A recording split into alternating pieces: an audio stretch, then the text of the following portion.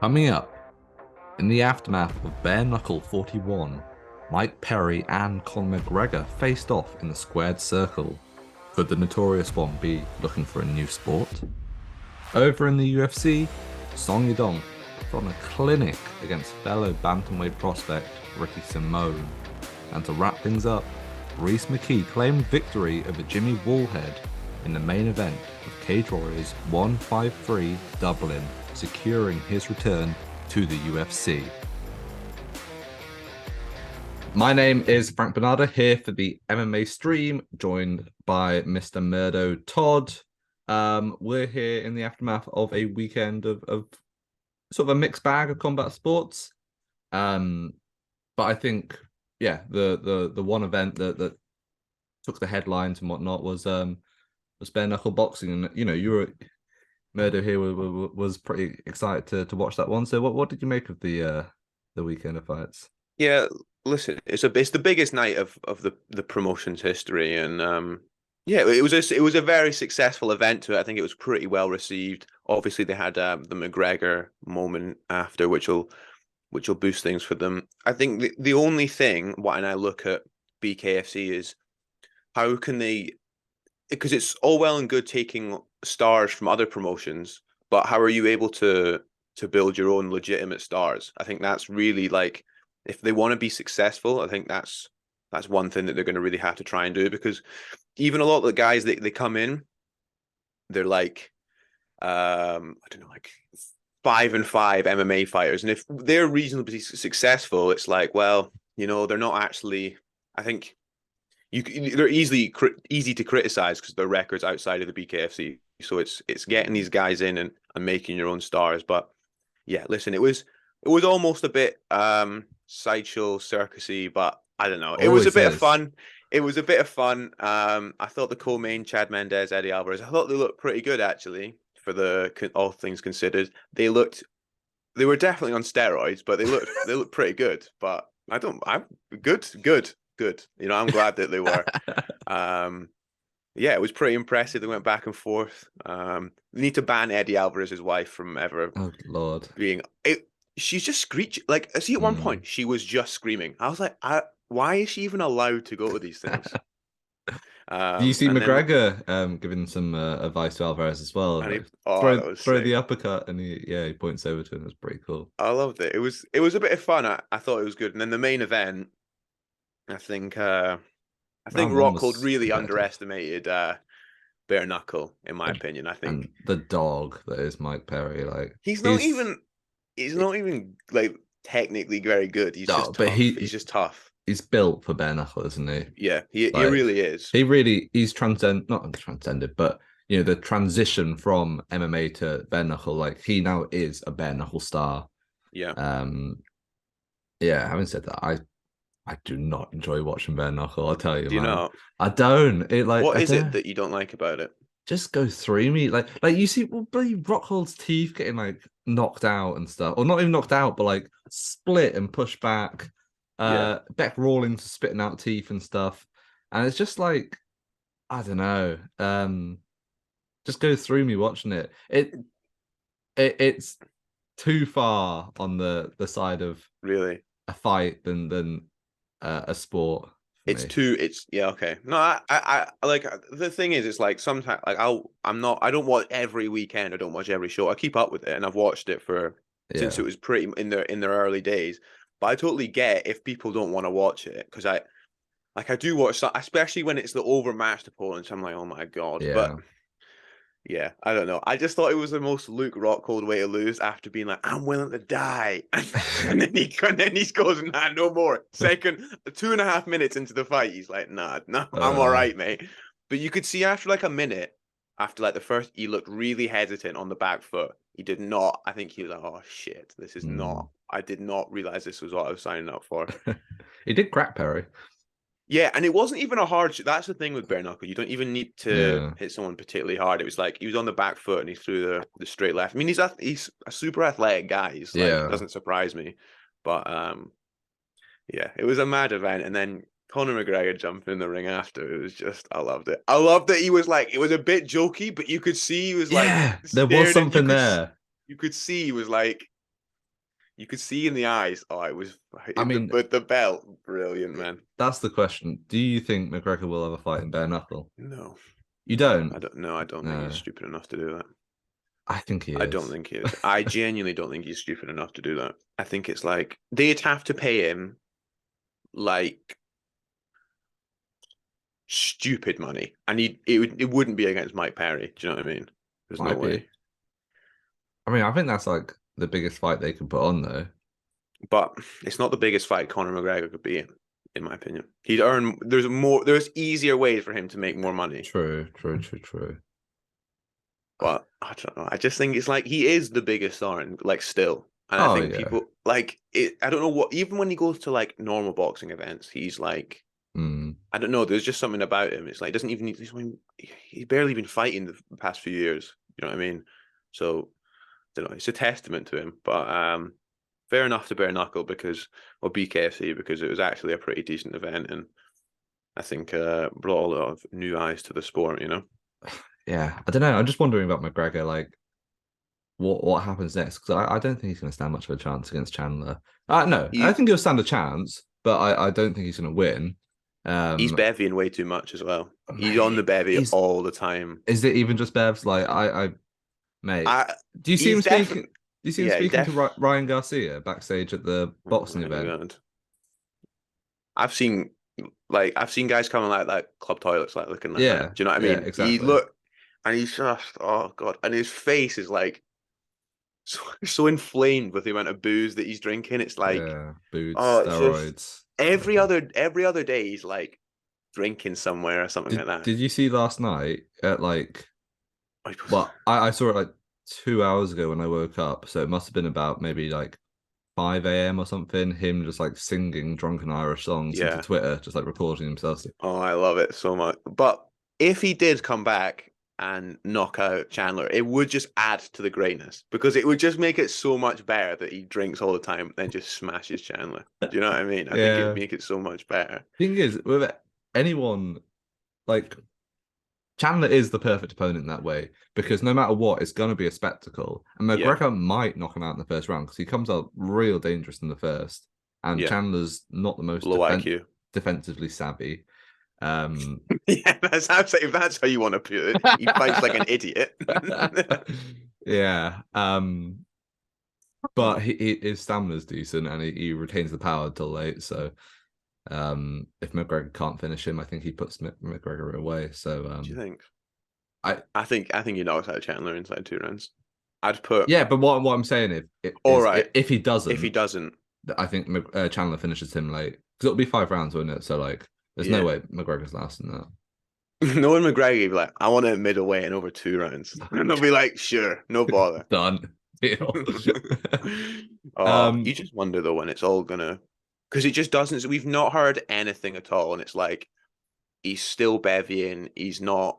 I mean, he's probably training and stuff like that, but it just seems like he's in shape, but it's like movie shape, you know, where like big show muscles and stuff. Like, but he's a like as elite athlete. He's gonna look like that. Do you know what I mean? So, and I'm sure he can get away with a lot of this stuff because a lot of the time these people can because they're just they're not like us. Do you know what I mean? Well, you know what I mean. It's like built different. Built different. They're just built different. But I hope he. I don't know. Fair enough. I hope he returns again. So. Let's switch over to what UFC action we had this weekend. Honestly, I mean, I guess the card was fine considering the fights that were on it, but it really isn't worth talking about pretty much anything on there minus the main event. And we were both right. We called Song Yadong, and he did it and looked really, really impressive. Like I don't know if he's finally turned that corner because he's always been able to be competitive, if not defeat sort of the fringe top 10, the guys outside the top 5. He's always been able to overcome them. It's when he hits that sort of top 5 of the division that he usually falls down a step. But I mean, people were high on Ricky Simone in this fight, and it was a favorite, no? Betting favorite, I think. Yeah, I think. I mean, the line was pretty close. Yeah, but I think he closes a favorite. Yeah, so super competitive. But I mean, the more the fight went on, the more Song's power started to really just run through. And yeah, it was a TKO in the end, I believe, right? Yeah, KO TKO punch. Yeah. So yeah, I mean, fair play to Song Yadong. Finally, I don't know, because he's got these sort of wins before. Yeah, It's the next win that needs to come I think it's against.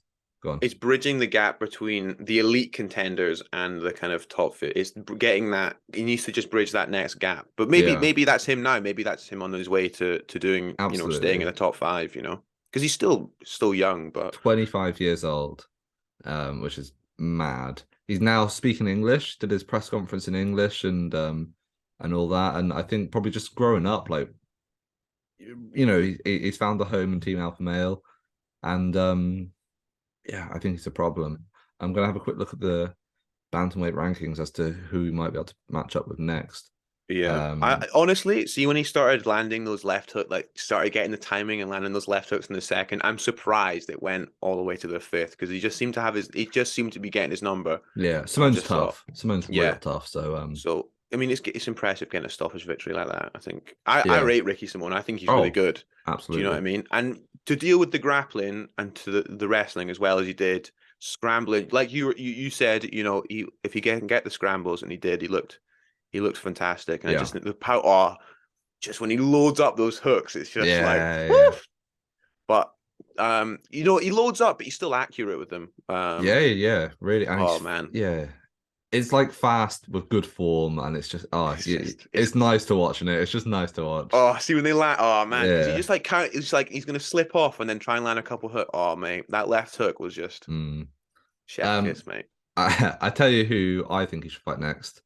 Piotr Jan, Do you number think? four. Yeah, number four ranked. Ooh, Well, for me, it's Jan or maybe like Marlon Vera. But I think he fought Vera he before, I fought think. Vera. He beat Vera before. It was close. Oh no, yeah, but it was one where he probably shouldn't have beaten him. Yeah. Um, oh, I guess Rob Font's also in the mix, but I And then just they're gonna do Rob Font, Peter Yan. I thought that's what they were. I rumors, don't but know. nothing more. Other than that, I mean, you're like probably Sandhagen's up there in the top three, but Sandhagen beat him recently. Sean O'Malley's just gonna wait around for a number one contender fight. So what? Song Yadong versus Merab? That Oh seems god. yeah. I mean, that's just a horrifying fight for anyone in that I division. know. Like Or literally, does anyone in that division, apart from like maybe someone like Cejudo, beat Merab? Because do you know what? I think Corey Sanhagen could just land something crazy on him. Because he's like maybe Merab's striking is not. I'm not saying like I think he could like take him down the first couple of rounds, and I could just see like Sandhagen landing like a flying knee or something like that. possibly. That would be good. Yeah. But I always feel like those sort of ones are like a little bit fluky. I know Yeah. Sandhagen does it a lot, so it's kind of less so. But like, I don't know, like what Merab did to Jan. What I do you mean? mean, Just shot the whole night and did nothing else? Yeah, pretty good. come on, no. He absolutely No. Do that you know was what? the perfect game plan. He just Jan He had shot. nothing.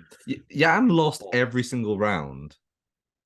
He had nothing for him. Peter Absolutely Yan is nothing. the best bantamweight on the planet. I'm not going to hear anything different. Jan, get He out of is. here. It literally is. Get He out. literally, literally Get is. He out. literally is. Not No, even. the Merab thing was so annoying. Because all he did was shoot. All he did was shoot. And Jan had How many? nothing for him. Jan What had do you mean? literally He nothing. stopped. How many takedowns did he stuff? He set a record for How many stuffing rounds did takedowns. Jan win? Yeah, because oh no, it was just, all he did was shoot. He didn't like. It wasn't anything. Oh no, it annoys me He so absolutely much. destroyed Jan. I hate how he Absolutely. fights. It's the worst thing in the world. It And literally is the worst thing in the world. I mean, how can you say Pyotr Jan is the best bantamweight on the planet? It just is. What's his recent record? That you Frank, that is not a fair representation. All right. He is 1-4 in his last five. That's not correct. I mean, well, no, he definitely lost to Sterling, right? In fact, like obviously the first one he was No, the beating first one him, he but was then smashing him. he was an idiot. Like he actually just one of the most low IQ moments. Who were you saying has low fight IQ before? Chandler. Chandler. Piotr Don't say Jan that has Chandler. No, he does not. Come on. That's too far. That's just offensive, man. I mean, Michael Chandler hasn't done that to anyone, so I don't know. Bantamweight division's still fun though, isn't it? That's the thing. It's You so can't have good. these sort of debates and stuff. Like, I think but anyone, pretty much, they could all beat each other on any given night, really, except Peter Yan, obviously, because he's the best one. But I think they could all. one They and all. four, one and four. He's Oh already lost to god. three of them. Yeah, it is. Oh man, but like it just keeps proving why it's the best or most competitive weight division. Even in Bellator and stuff like that, it's Bellator's you know. bantamweight division is amazing. Do you Like, think? How do you think those guys do if they come over to the UFC bantamweight division? so we sort of spoke about this a little bit last week, didn't we? I think Mix, uh, I think Mix and Stotts both top 10, UFC bantamweight, like will compete in them. I don't know. I still think that probably the top five, maybe outside of Peter Yan, will beat them. No, yeah, I think they're like sort of like between 10 and 5. Stotts and Yeah, Mix will fall in there. Sabatella's a bit too one-sided. Who else have they got? Magomedov actually has beaten Peter Yan before. Um, so there's a couple of other big names on there. Oh, they got Sergio Pettis, who was a UFC flyweight. I think he's probably a bit too small. Horiguchi, again, he's tiny. Yeah, I think they all do relatively well though. I mean, like Pettis and Horiguchi have yeah. shown that they compete in the UFC. Mix and Stotts definitely could. Yeah, just See, going across. back to Merab, how do you even beat that? Like how do you game plan? Do you know what I mean? I mean, I think you'd have to have someone because the one person I think that could is someone like Cejudo, with like that sort of like Olympic level wrestling that he's got. Yeah, Um, and he does hit hard as well. I yeah, think his striking's a little bit slept on, so I think he could probably counter. To be honest, probably the way is a better wrestler than Merab, who can pin him on the floor in like the middle of the cage without the fence yeah. to get back up. If you can just take that away from him and rack up control time, that's probably the way to do it. Otherwise, like someone with like in terms of like a stand-up fighter, someone with really good footwork, skirting around, hitting him Yeah. from the outside. Maybe someone like Sanhagen, like using his reach. Um, but I mean, you've got to think like if it's 5 rounds, You've Marab's got to gonna, knock him out, really. You've got to stop him, I think. yeah. If you're not gonna like out wrestle him, which just seems impossible, I think you've got to submit him or you've Didn't got to someone stop him. spinning back fist him? No, he's spinning Oh, back fist Rafi on Stotts way back in the. Remember, he got the oh, was that that was him? Dana Oh, White looking for a yeah. fight. Yes, it was, wasn't it? Fuck, that was Stotts. Yeah, it's Jesus. mad, isn't it? It's mad. Yeah, that is wild. I mean, even looking at the guys that Merab fought like outside of the UFC, like there's Ricky Bandejas, who has fought in Bellator. He beat James Gallagher. Tony Gravely, he's in the UFC, and Stotts as well. That's yeah, fair play. And he's on a massive win streak as well. One, two, It's three, just so annoying. Just five, stop six, shooting. seven, Do eight, something else, mate. 9. To be fair, no, the Aldo one, that was the one that hurt. It was just like, Oh, do you know what? It was the and then he ruined the retirement as well. Oh my god, that really yeah, annoyed me. that one. I thought the Yan fight was really impressive, but yeah, the Aldo one was the one that was like, But like, see, at some point, is it like, are you gonna get called for an activity and not doing anything? You're not like actually. All you're doing is you're in the middle of doing something the whole time. That's right. his game plan. But Is to it wasn't that as much with Yan though, because he was chaining, he was switching levels a lot. He was striking in the combinations as well. I think he was a lot more active in the yeah Yan that fight than he in was in the yeah Aldo fight. the Aldo one was just like It they was should have at just bad. They should have just stopped. why was it at The ref should have elevation? said stop shooting. Why was it at elevation? Also, why was Aldo fighting Merab for his like retirement fight? I know. It just Dom Cruz was right there. and Like, then they didn't even do it in Brazil either. It just makes no sense. but yes, the point still stands. Bantamweight is a brilliant division. Just to wrap things up, I do want to quickly have a quick look over the Cage Warriors event that went down as well. Cage Warriors 153 Dublin. we saw Rhys McKee defend his title against a UK pioneer in Jimmy Wallhead. Rhys McKee, I think, cements his call up to the UFC with that win. I know you weren't overly impressed by it, but I mean, like, I was there in person to see Wallhead knock out Figlak in Manchester, and like, I was well on the other side of the stadium, and I heard the punch that he landed, and you just saw like Figlak smash into the cage. The whole crowd erupted. A win over Jimmy Wallhead after this career resurgence that he's had is a good win. It's a good win, but it's not. I don't get me wrong. I thought it was a great event, and I enjoyed the fight. And I don't. It's not like I don't. It's not like I don't like think he's good. I just think he's not UFC level. No, he could. Obviously, the UFC is a very big organization. He could fight in the UFC and he could win fights. He just, in my opinion, cannot be a top 15 or a contender welterweight. Yeah, like still only 27.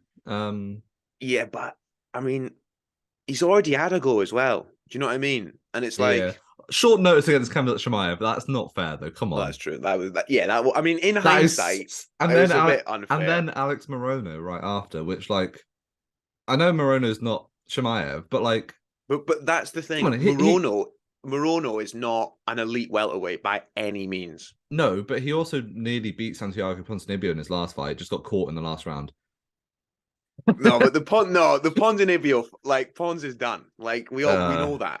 Pons is... Do you know what I mean? I think it's like Morono's obviously good, but he's not top 15 level at all. Like no, do you know what I mean? I'd call him probably like 20, like top 20 sort of thing. Like, I mean, if we're gonna, it's like saying, "Oh, what's your top 5?" and then people list the top 3. Like Khabib's top 10 of all time. It had 14 fighters in it. No, what I'm saying, not top 50, not top 10, then is it? What I'm saying is, I wouldn't put him at the sort of the bottom of the welterweight division. He's on the upper. No, I agree. Upper part because but I don't know. He's still got time, and he's got some good things going for him. But Rhys McKee versus Chaos Williams, book it. First fight in the UFC. Honestly, I don't rate Frank. Chaos Williams. I think. Look, you're saying that Rhys McKee would beat Chaos Williams. Absolutely. You just jab him up from range. Oh god. Chaos Williams isn't that good. Like, it's just he's just got a cool name. Exactly. Exactly. That's what I'm saying. Exactly. Get out of it. Get out of it. One fight that you were impressed with, Tobias Harila knocked out Ryan Shelley of Team KF. Tobias Harila, one of the most scary men on the Cage Warriors roster, walked out with a clown mask to the Purge music, and he's got power in his hands. Yeah, he just keeps walking forward, doesn't he? I was so impressed. He just did not take. He just cut the cage off.